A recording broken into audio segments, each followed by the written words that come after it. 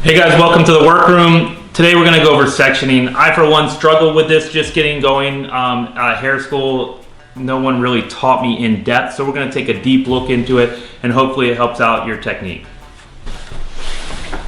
All right, guys, there's probably a million ways to section out there. This is the way that works for me, and I'm just going to walk you through kind of what I'm doing.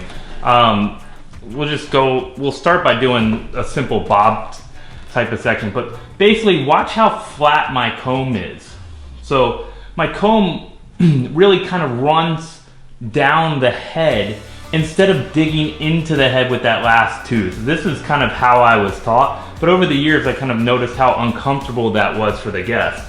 So I kind of naturally started to comb the hair in the direction I want to go and then just separate down through with the comb. Now, I never run this into the nape because my sectioning pattern kind of branches off of that. So I never take it all the way down. It's just a wasted step, and I'm all about like cutting out anything in our industry that just isn't necessary to what we're doing. That's a big piece of mine there, a big time saver for me. So just sharing that with you a little bit. So I'm just gonna comb that out into my next pattern almost, putting that hair in the direction I want to section.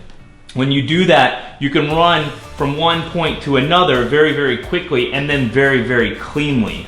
That's gonna get your best, most clean sectioning patterns I found through the years. The other thing I'm doing is a lot of times I'm guiding my with my pointer finger from my left hand across that sectioning pattern. But another thing I do is push it into that direction, and I use that same pointer finger with my left hand, and I'm gonna run it to it as a destination point.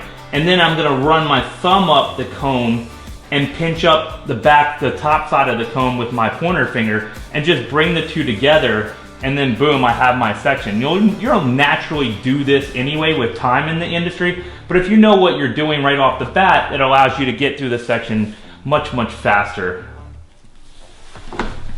And then I would just do that with any sectioning pattern. And then one of the tricks I found through the years is I'm always sectioning with this combing. I'm always sectioning with my fingers a lot of times, or I'm doing one finger with on one side, brushing that over, and then coming over on that side. Another thing that you'll see me do in the salon, I'm not opposed to doing this, is just kind of running my fingers down, grabbing that hair, and pinching out to my section point. So you're gonna see me do a lot of these different techniques. All of them are just built, if you stay clean, you'll be able to just pick up the hair that you need to work with. Now, I work with sections based on about the size of my comb, because I find that that's about the hair that I can manipulate well in my hand. And also anything smaller than that, because I'm doing a lot of inversions inside a section, so I'm moving, what that means is I'm moving a section from one side to another a lot of times. So I'll invert to the other side of that section and cut, making it slightly longer as I come over. Or if I find that if I cut right in the center of my section, I'm not going to get much inversion. It's going to stay pretty square. So I find that the section itself, about the size of the comb, works best. I find that if you're using these like 1/8 inch sections or smaller that I was taught in hair school, that people really go awry. You get like out of hand fast. It's really hard to follow it. It doesn't really do much as you turn the head, so to me it's a time waster. I want more time on the dry cut. So that's what you're seeing. Not saying my way is right, but it works for me, and I'm just describing you, or just kind of like letting you guys in on what I'm doing every day in the salon, and then like what I'm thinking at the end of the day, because everything to me is a game to get to the dry cut and really work on those focal points and have all that extra time.